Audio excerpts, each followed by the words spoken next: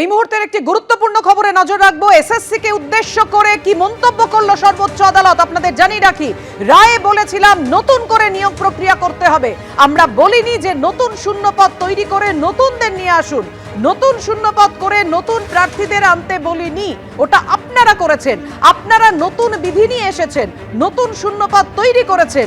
SSC কে উদ্দেশ্য করে এমনই মন্তব্য সুপ্রিম কোর্টের বিচারপতি সঞ্জয় কুমারের। সুপ্রিম কোর্টের রায়ের উদ্দেশ্য ছিল যোগ্য প্রার্থীদের জন্য নতুন করে নিয়োগ করা। স্কুলে নিয়োগ নিয়ে মামলায় কমিশনকে তীব্র ভর্ৎসনা সুপ্রিম কোর্টে। কথা বলবো, আমাদের সঙ্গে রয়েছেন আমাদের প্রতিনিধি সৌভিক মজুমদার। জানাও সৌভিক। দেখো, সুপ্রিম কোর্টের আজকের যে পর্যবেক্ষণ, সেই পর্যবেক্ষণ অত্যন্ত তাৎপর্যপূর্ণ এবং গুরুত্বপূর্ণ পর্যবেক্ষণ। মাননীয় বিচারপতি সঞ্জয় কুমারের বক্তব্য হচ্ছে যে সুপ্রিম কোর্ট যারা এসএসসি মামলার ক্ষেত্রে সেই সময় মাননীয় বিচারপতিরা এই রায়দান করেছিলেন, সেই সময় সুপ্রিম কোর্ট বলেছিল যে এই সমস্ত যে নিয়োগ ছিল 2016 সালের, সেই প্রত্যেকটা নিয়োগ বাতিল করা হচ্ছে। এবং সুপ্রিম কোর্টের বক্তব্য ছিল যে এই আনটেন্ডেড ক্যান্ডিডেটদের ক্ষেত্রে একটা নতুন করে নিয়োগ প্রক্রিয়া, সেই নিয়োগ প্রক্রিয়া সংগঠিত করতে হবে। সুপ্রিম কোর্টের বক্তব্য হচ্ছে সেখানে কোথাও সুপ্রিম কোর্ট বলেনি যে নতুন করে এই যে নিয়োগ প্রক্রিয়া সংগঠিত হবে, সেই নিয়োগ প্রক্রিয়ায় নতুন যারা প্রার্থী রয়েছেন সেই প্রার্থীরা অংশগ্রহণ করতে পারবেন। সেই নির্দেশে কোথাও এটা বলা হয়নি যে নতুন করে একটা বিধি তৈরি হবে এবং সেই বিধি অনুযায়ী কাজ হবে, এমনটা কিন্তু নির্দেশনামার কোথাও ছিল না। এটাই আজকের মাননীয় বিচারপতি সঞ্জয় কুমারের পর্যবেক্ষণ। এবং তিনি কিন্তু খুব স্পষ্ট ভাষায় বলে দিয়েছেন যে সুপ্রিম কোর্ট তখন এই যে রায় দেন, সেই রায়ের উদ্দেশ্য একটাই ছিল যে যে ব্যক্তিরা সেই সময় নির্দিষ্টভাবে চিহ্নিত অযোগ্য ছিলেন না বা যাদেরকে আনটেন্ডেড ক্যান্ডিডেট বলা হচ্ছে, সেই ব্যক্তিদের জন্য যারা সুপ্রিম কোর্ট এবং কলকাতা হাইকোর্টের নির্দেশে চাকরি হারিয়েছেন তারা যেন আবার সুযোগ পান, সেই ব্যক্তিদের জন্য নতুন একটা নিয়োগ প্রক্রিয়া সংগঠিত করা, এটাই কিন্তু উদ্দেশ্য ছিল সুপ্রিম কোর্টের সেই রায়ের। ফলে সুপ্রিম কোর্টের মাননীয় বিচারপতিরা খুব স্পষ্টভাবে বলেছেন যে এই যে নতুন করে শূন্য পদ তৈরি করা হলো, যারা নতুন প্রার্থী যারা এই সিলেকশন প্রসেসে যারা অংশগ্রহণ করলেন তাদের এই যে গোটা সিদ্ধান্তটা, এই সিদ্ধান্ত কিন্তু স্কুল সার্ভিস কমিশনের তরফ থেকে নেওয়া হয়েছিল। এমন নির্দেশ কিন্তু সুপ্রিম কোর্টের তরফ থেকে দেওয়া হয়নি। মাননীয় বিচারপতিরা তাদের এই নির্দেশনামার, অর্থাৎ প্রথম যে নির্দেশ ছিল সুপ্রিম কোর্টের, সেই নির্দেশনামার কি বক্তব্য ছিল, তার কি যুক্তি ছিল, সেই গোটা বিষয়টা কিন্তু আজকে স্পষ্ট করেছেন।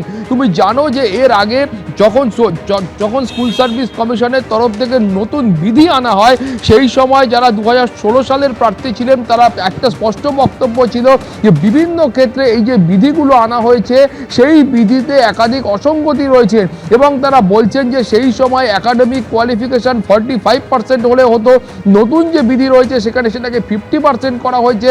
ফলে এই ধরনের যে বৈষম্য তৈরি করা হয়েছিল বলে তারা অভিযোগ করছেন।